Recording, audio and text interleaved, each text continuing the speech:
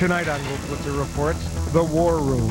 A stunning setback for Afghanistan's Taliban as the Northern Alliance captures the capital. There was no option for us but to send our security forces into Kabul. But the celebrations are marred by violence. The U.S. and its allies worry about a power vacuum. We'll go live to Afghanistan, Pakistan, and the Pentagon. Have the anti-Taliban forces moved too far, too soon? Are they committing revenge killings? I'll ask Northern Alliance envoy Harun Amin, Peter Thompson, former U.S. envoy to the anti-Soviet Afghan resistance, and CNN military analyst, retired General Wesley Clark, as we go into the War Room.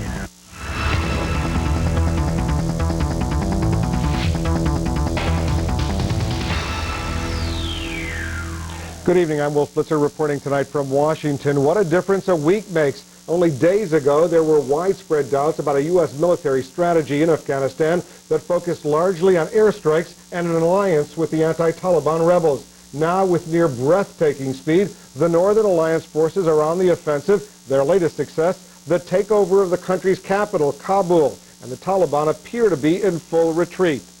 In the Afghan capital, jubilation mixes with vengeance. Let's go right to Kabul, where CNN's Matthew Chance is standing by live with all the latest developments. Matthew. That's right, Wolf. A dramatic turn of events here in the Afghan capital. Just a day ago or so, this city behind me, Kabul, was firmly in the hands of the Taliban. Now those Taliban forces have completely abandoned it, leaving it to the forces of the opposition Northern Alliance to take over. And after a string of stunning victories in the north and in the west of the country, they moved into the city yesterday, that's Tuesday local time, despite previous commitments not to do it. In the end, it was a rout. A mad dash to Kabul along the road none of us expected to travel so soon. At the gates of Kabul, news of a Taliban collapse had already reached these thousands. They gathered to greet the troops and old friends, some lost for years across the front lines. Long live Ahmad Shah Massoud, down with Pakistan! Through the crowds, we finally slipped past the Northern Alliance checkpoint and found ourselves in Kabul itself. We had to leave our own vehicles behind us, so we simply took a local cab to the city centre. Okay, we've taken a taxi and we're going to try and make our way into the centre of Kabul to the Intercontinental Hotel. I have been getting reports that there's sporadic gunfire in the streets of Kabul, so we're being a bit cautious, but I think it's best that we get there and see for ourselves what the situation is. And we found this. They're spitting on the lifeless body of a Taliban fighter. A grisly example of the hatred among many people here for the hardline regime. All around this Kabul city park, we saw bodies of men killed by Northern Alliance troops in their advance. Was he executed or was he fighting the Northern Alliance? Yes. They were fighting with militaries, yes. About 10 minutes or maybe 15 minutes they fight with Northern Alliance here. Northern Alliance captured this place, yes, this park. And did they capture this man first and then kill him, or did they capture kill him during the fight? Then first they captured here, this place, and then they killed him, yeah. They couldn't escape, yes. They have to die. Then from a roadside stall, the sound forbidden in Kabul for years.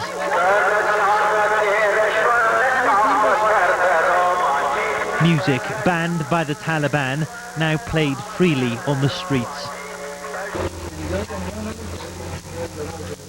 And the men of Kabul are already crowding out the city's barber shops. Even beard trims were punished by terms of imprisonment here. No more. But a shave is quick.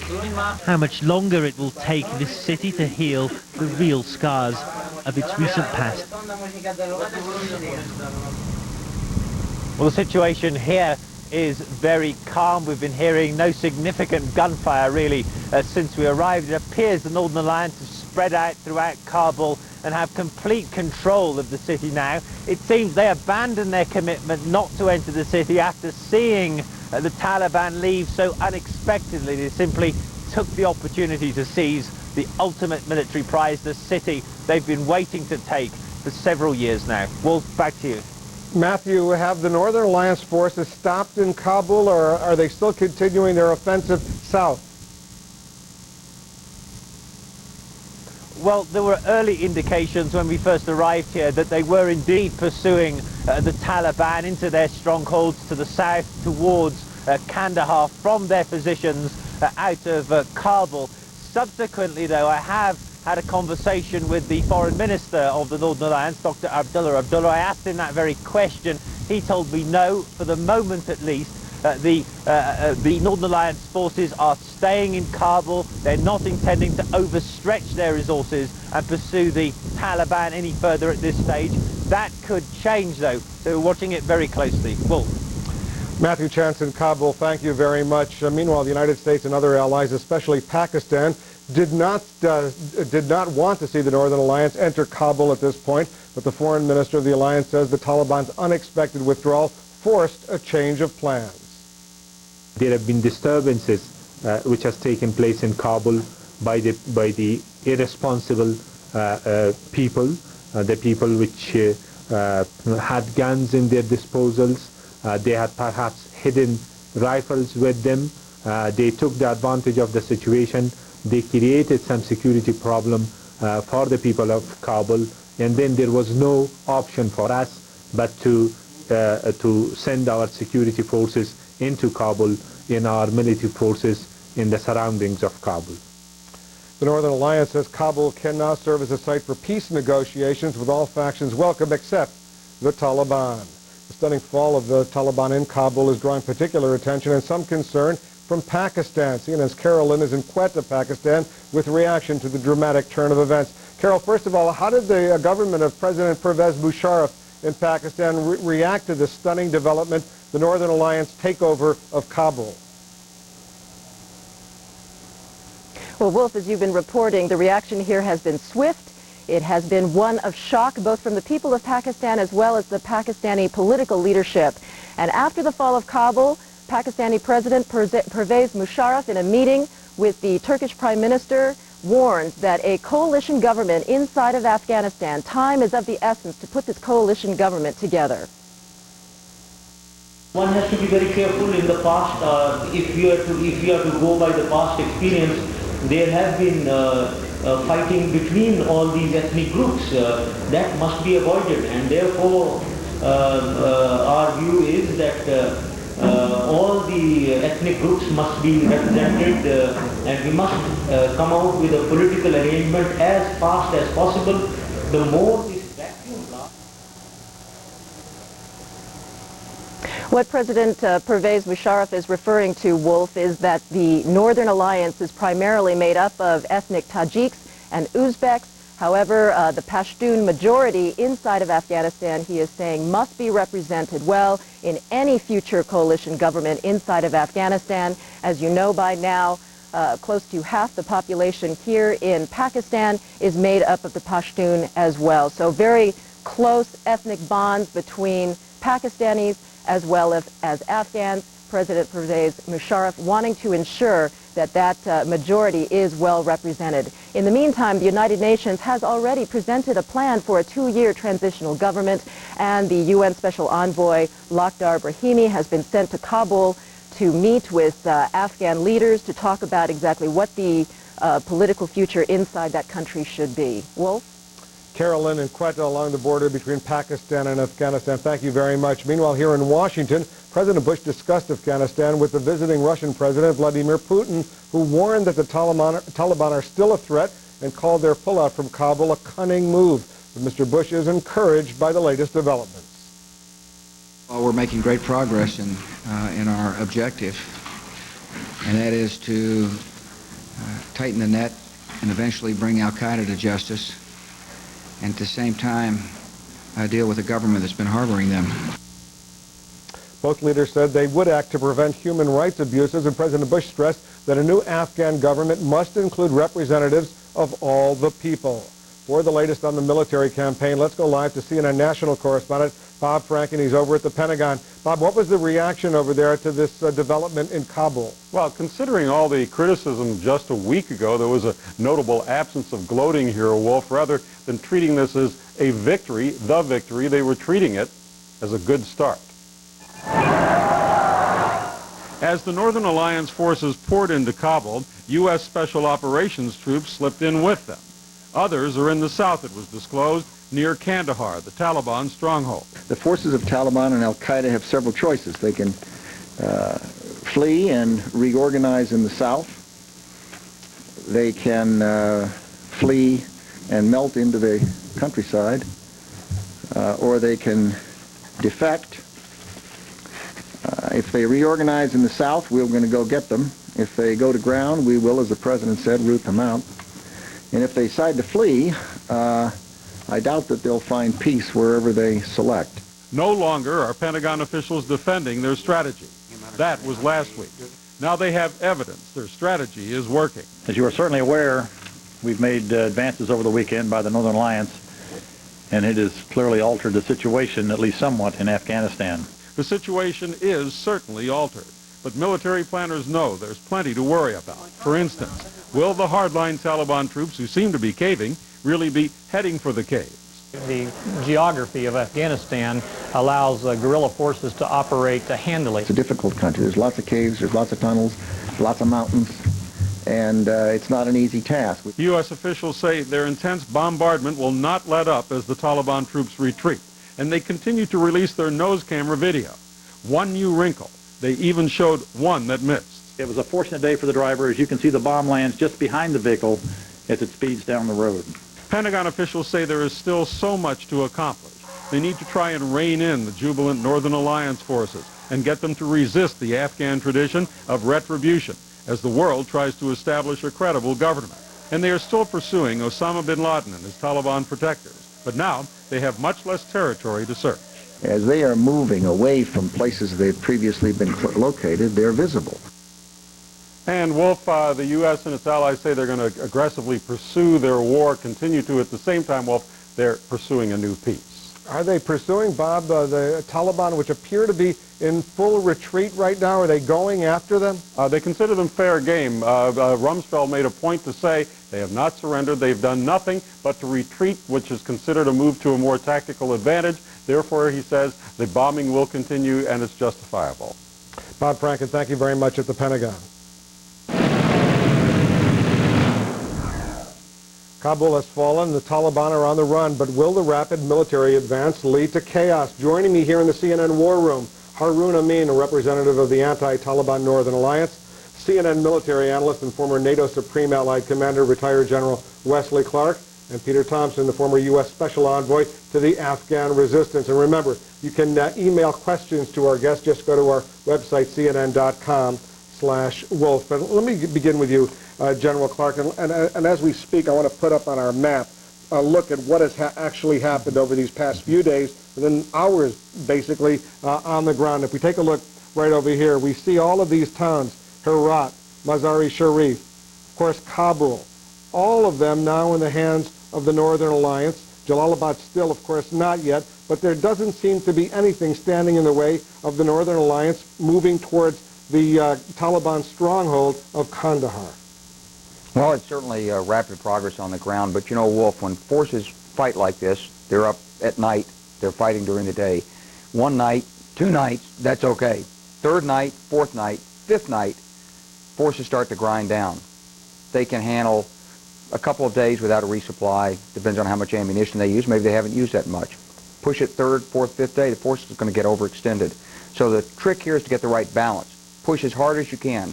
Get the Taliban where they're off balance. But don't get so overextended that you're vulnerable to a counterattack. Harun Amin, as you know, President Bush personally last week asked the Northern Alliance, don't go into Kabul for a wide variety of reasons. I interviewed the foreign minister of the Northern Alliance on Sunday, Dr. Abdullah. He indicated they were not planning on going. Your forces were not going into Kabul. Now the impression is that someone was lying out there. Well, no one was lying. Remember that we had no intention of going into Kabul. There was a situation of lack of law and order. We looked into that. We just decided that it was time for security forces to be put in Kabul for the security of people. After all, we've been fighting for the security of people all along.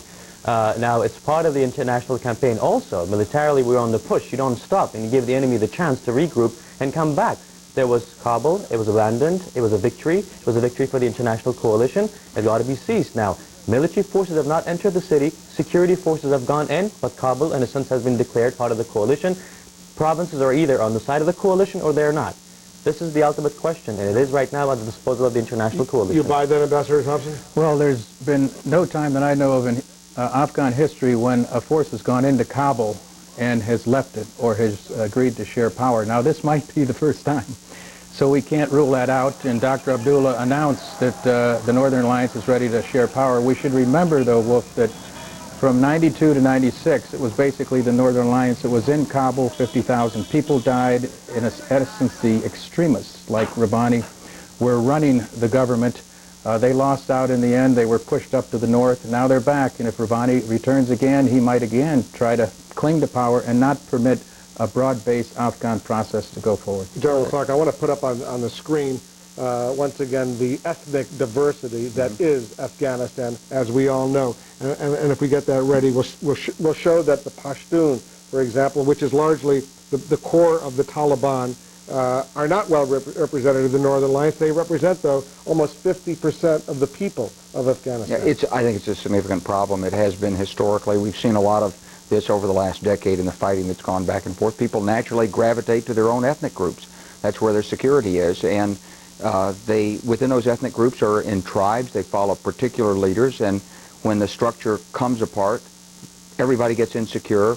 People get trigger happy, and they have to protect themselves. That's what's happened in the past. I really mean it. As we know, and we'll put it up on the screen, look at this diversity within Afghanistan. As you well know, almost 30 million people live in this Texas-sized country, but all of this major area, Pashtun, 38% of the country, and the Northern Alliance is largely Tajik and Uzbek. How are you going to reassure these people? Well, remember, the problem of ethnicity has never been an issue. It has been an ethnic issue that has been played by the Pakistanis, always trying to somehow play this card in the face of the United Front. Sadly, the diplomatic headquarters of all these countries that didn't have a representation in Afghanistan since 1992 was based in Pakistan. So the resonance of all these so-called Northern Alliance sentiments and all over the world is a result of that. We want a government that will be proportionally representative of all ethnic groups of Afghanistan. We want this government in the future, which hopefully the UN can actually start soon. And we've called for all the ethnic groups to come into Kabul to be representative in all the people. Ambassador Thompson, you know the area well. You spent a lot of time there. You know what the Pakistanis want. You know what the Northern Alliance wants. Is this a realistic objective, which sounds very good, what Harun Amin says? It definitely is if Afghans, all ethnic groups, look at Afghanistan from a nationalistic point of view. The problem is that during the Soviet-Afghan War, the factions were led by extremists like Rabbani, Hekmatyar, and Sayyaf. If the Afghan groups begin to look at Afghanistan in a countrywide, traditional, mainstream Afghan fashion, then there is a great chance that the different groups and tribes in Afghanistan can get together. Let me add, Wolf, that most of the victories in the north, and especially in the west where there was almost no fighting, Herat was seized through defections, and that happened throughout the north. That's going to happen now in the next week or so in the south. We've heard reports that hardcore Taliban are negotiating with Hamid Karzai and other traditional pro-broad-based settlement process figures to be accommodated in a future Afghanistan. So I think the anti-Taliban wind, you'll be surprised again, is going to blow in the south as well as the north. I want to give Harun Amin a chance to respond. We saw in Matthew Chance's report, and you were watching it with me, from Kabul, the reports of atrocities, revenge killings. You probably saw the pictures in the New York Times today, that report from David Rowe, a reporter who graphically described some executions, Northern Alliance forces. Here we see one picture of Northern Alliance dragging a wounded Taliban soldier. In the next picture, you see him executed. How do you respond to these widespread concerns human rights activists, including U.S. officials, have of atrocities that are on the way? Well, remember, you have to put it in light of what happened in Afghanistan. The Taliban came and conducted the kind of brutality that Afghanistan hasn't seen in a long time. And they've done it over the years and on such a large scale that certain acts of reprisal on local basis should not implicate the leadership of the United Front. And that's something that we've not openly advocated, not openly. Certainly it is condemnable, and we would look into the situation on the ground ourselves to make sure that that does not happen. But remember, the volatility of the situation is such that if certain acts do occur in certain parts of the country without the knowledge of the lead commanders and the officials of the United Front, it should not implicate the United Front. But again, the situation has been volatile and it may have left room for something like that. General Clark, the other problem is not a problem not necessarily for the Northern Alliance, but for U.S. military personnel. You heard the Pentagon say there already are some U.S. troops, Special Operations Forces with the Northern Alliance on the ground in Kabul. Do they have a responsibility to try to prevent these kinds of atrocities? Of course they do, and they will talk to the people that are there with them. They'll talk to the commanders, and they'll do everything they can to encourage the commanders to stop this. But it's a function of the strength of the command. From top to bottom, the command has to grip this situation and get it stopped. And as Haroon has said, there's a lot behind this. There's a lot of pent-up emotion there, and when soldiers get in fighting and they're fighting hand-to-hand and face-to-face, there's a lot of anger that rushes forth. So it's tough to stop, but it can be stopped. And good armies, and this is a chance for the Northern Alliance to prove the strength of its command and prove its virtue. All right, everybody stand by. We're going to take a quick break. A lot more to talk about when we come back. The highway of death, a difficult question. Should the United States bomb retreating Taliban forces? Stay with us.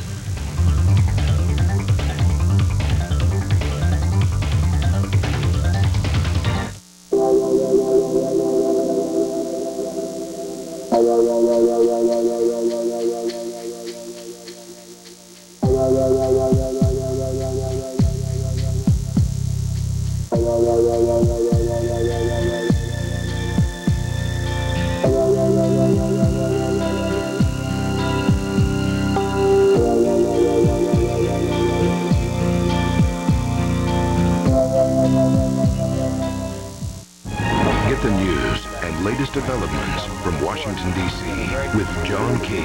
Another reason why you can depend on CNN. Next on the Get Real Challenge, Dr. Phil lasers in on Amanda. Tell me about this abusive relationship. Does he yell and scream at you? Yes. Did he call you names? When's it going to stop, Amanda? Next, Oprah. Today at 4 on News Channel 8. Tonight at 5 in a Unit 8 investigation. From poor ventilation systems to lead in pipes, some of Oregon's school buildings are among the unhealthiest in the nation. Find out what's being done tonight at 5 on News Channel 8, where the news comes first. Honey-baked ham and pumpkin pie are just what you want for Thanksgiving. Spirals sliced freeze of serving the unique smoky flavor and tenderness of the original honey-baked ham can't be duplicated. With that crunchy honey and spices glaze, it makes your meal a celebration. Anything less isn't good enough. Save over $6 by paying only $1 for a fabulous 10-inch pumpkin pie when you buy an 8-pound or larger honey-baked ham. The best just got better. Only at the Honey Baked stores or holiday kiosks in Clackamas and Beaverton malls.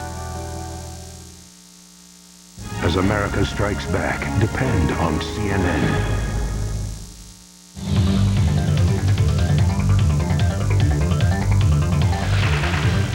Welcome back to the CNN War Room. During the Persian Gulf War, Allied aircraft devastated an Iraqi column, retreating along what became known as the Highway of Death from Kuwait. Should the United States bomb retreating Taliban forces in Afghanistan? Right now, let's go back to our guest, and I'll ask General Clark. You're a military officer. Of course you have to do this. The way an army is defeated is not in the first battle, but as it retreats. And so you have to go into what in the offensive is called the exploitation and the pursuit. Right now is the time for the Northern Alliance to be pursuing. But they're like sitting ducks out there, aren't they? That's great.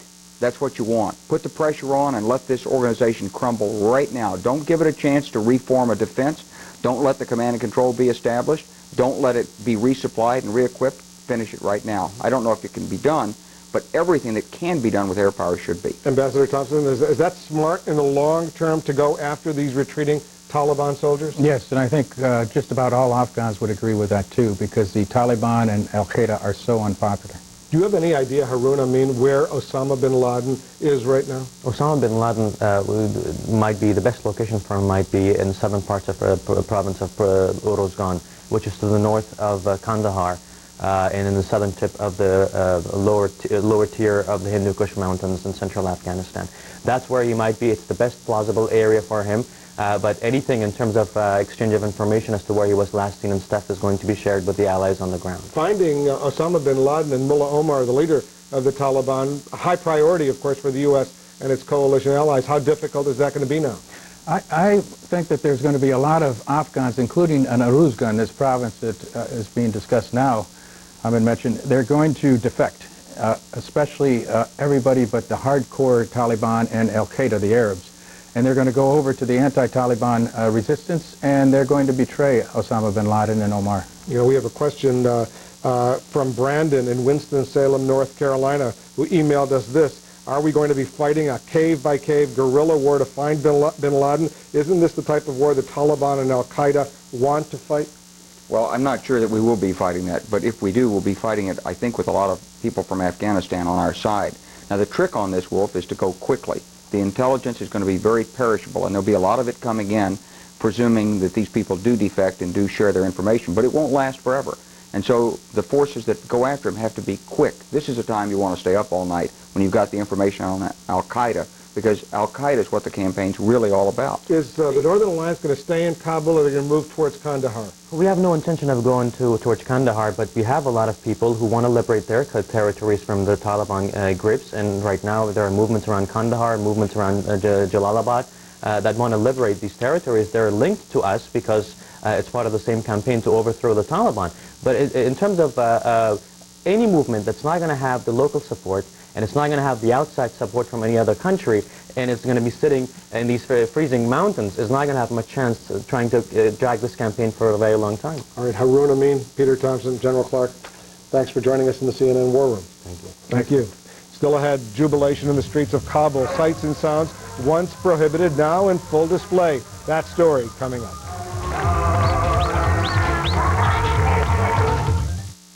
This holiday season, the compact Presario 5000 TPC will come bearing gifts, like a free color printer, a $50 instant rebate, and free shipping.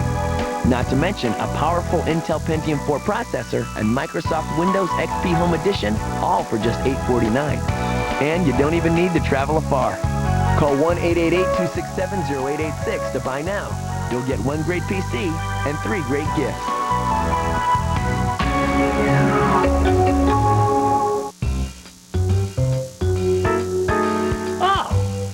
Mr. Jones. Hi, Tony. Are you working late tonight? Yeah, I'm applying for a new home loan to refinance my house. Are you talking to ditech.com? Yeah, I'm online with them right now.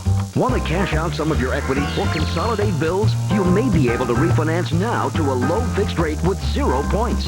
Well, I'm all pre-approved. Really? Wow, that's great, Mr. Jones. Apply online or call now, 1-800-71-FIXED. What brought down the American Airlines plane in New York? And what next in the U.S.-led war on terrorism? President Nelson Mandela and more. Tonight, 9 Eastern on Larry King Live. Then, determining the cause of a crash as the investigation of doomed Flight 587 unfolds, we'll show you how crucial evidence is gathered and analyzed to find out what went wrong. On Newsnight with Aaron Brown. Beginning at 9 Eastern, you can depend on CNN tonight.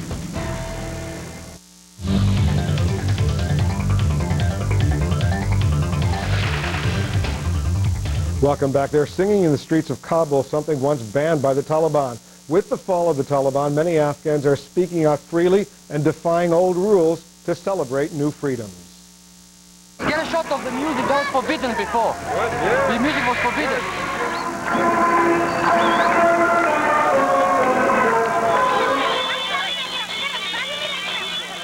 Today we are very happy that our brothers came and the Taliban defeated in our country.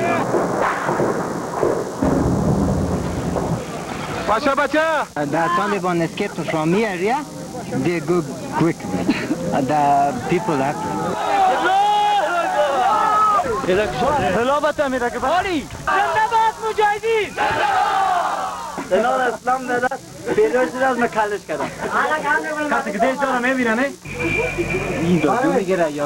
Everyone want to peace, but Afghan people very like peoples that they want to establish peace and not in Afghanistan, but every year in another world, people want peace. That's all the time we have tonight. Please join me again tomorrow twice at both 5 and 7 p.m. Eastern. Until then, thanks very much for watching. I'm Wolf Blitzer in Washington. Stay tuned for more on the war in Afghanistan. Crossfire begins right now.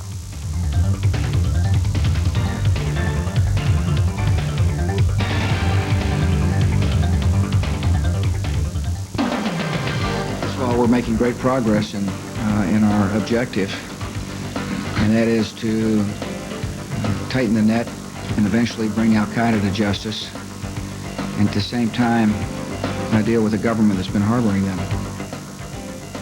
Tonight, major progress in the war against terrorism as the Northern Alliance takes Kabul. What comes next?